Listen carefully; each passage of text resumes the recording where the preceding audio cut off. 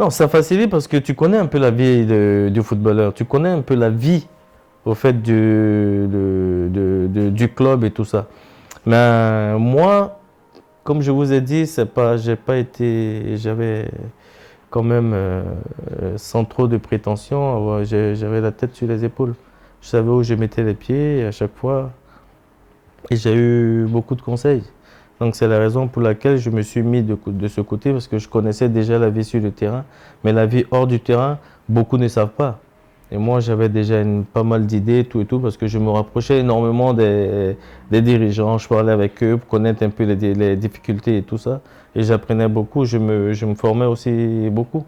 Je me suis formé énormément, ce que beaucoup ne savent pas. Je me suis formé énormément sans avoir vraiment de diplôme et tout ça. Et ça m'a desservi malheureusement, quand j'étais à la SEC par contre. Ça m'a desservi parce que beaucoup se sont servis de ça pour essayer de vouloir me piquer et tout ça, mais moi je prends la vie du bon côté. Aujourd'hui j'ai prouvé le contraire, que même étant footballeur, même en ayant l'âge que j'ai, même en ayant laissé les bancs pendant de nombreuses années, on peut quand même être diplômé. Et c'est ce que j'ai fait aujourd'hui, j'en suis très fier. C'est pas forcément, mais c'était pour fermer un peu la bouche de certaines personnes que les footballeurs ne sont pas tous cons. C'est juste un diplôme universitaire en gestionnaire d'une organisation sportive. C'est-à-dire, c'est pas que le football, ça englobe tout le monde du sport. Et c'est comme j'ai dit tout à l'heure, je voulais avoir une vision un peu plus large sur le sport. Donc, je ne vais pas rester que dans le milieu où j'ai exercé, mais être un peu, de pouvoir servir un peu à tous les niveaux dans le sport. Donc, ça m'a permis de comprendre beaucoup de choses. Et ça ouvre aussi la porte à d'autres footballeurs parce que, comme j'ai dit, j'aime tracer, même si je ne suis pas le premier, j'aime tracer ou poursuivre le chemin que d'autres ont tracé avant nous, mais aider les footballeurs qui cherchent à se former et qui n'ont pas cette idée qu'il faut se former.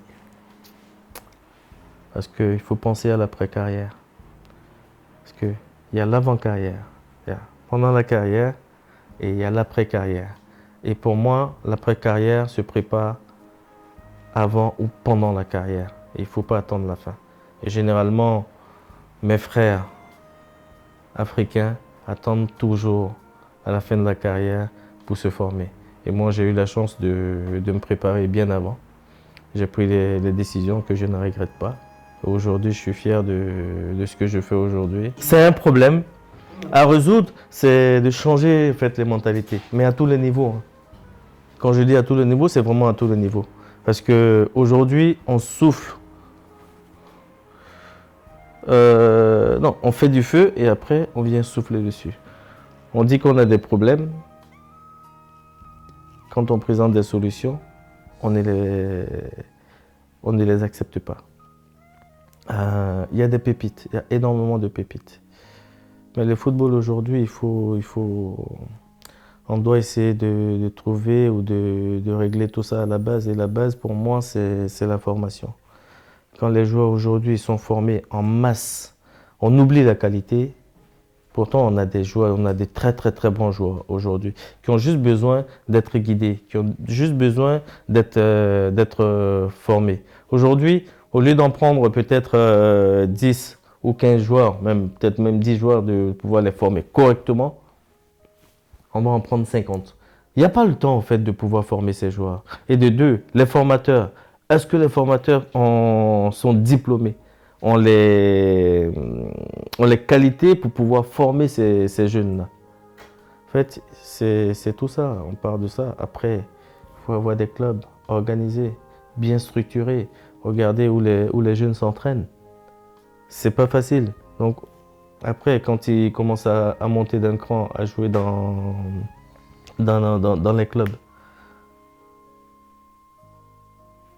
bon, après, quand je vais commencer à parler, on va me dire, oui, c'est parce que tu étais dans le camp de Didier. Je vais vous expliquer une chose.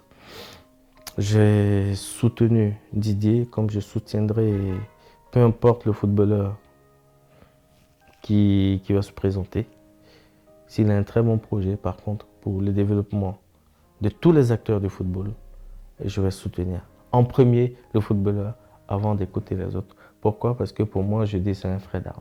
Déjà de un. De deux, s'il y a le projet, si le projet il est bon, je vais suivre avant de regarder les autres. Je n'ai pas d'intérêt, je n'ai rien. Ni contre les autres candidats, ni contre qui que ce soit. Je parle ouvertement aujourd'hui, même si ma proche vous dit quoi que ce soit, si le truc est bon. Je vais regarder d'abord, avant quoi que ce soit. C'est en âme et conscience, j'ai aucun problème avec quelqu'un. Je suis dans mon coin, je fais tout ce que j'ai à faire. J'aide le football, j'aide les acteurs. Mais le football, pour revenir, le football en Côte d'Ivoire, il faut essayer de régler les problèmes à la source. Et tous les acteurs, les parties prenantes du football, il faut les régler à la source, au fait. Que ce soit les académies, les clubs, la fédération. Aujourd'hui, la fédération fait ce qu'elle peut faire pour pouvoir régler certains problèmes. Mais avant qu'elle n'arrive, il y avait déjà des problèmes. Peut-être qu'elle est en train de créer aussi des problèmes en n'essayant pas de régler certains problèmes à la source. Donc ça, vous voyez, en essayant de contourner certaines choses, tout et tout, on ne règle pas vraiment des problèmes. Donc j'encourage tout le monde à pouvoir s'asseoir et essayer de trouver une solution à tout ça.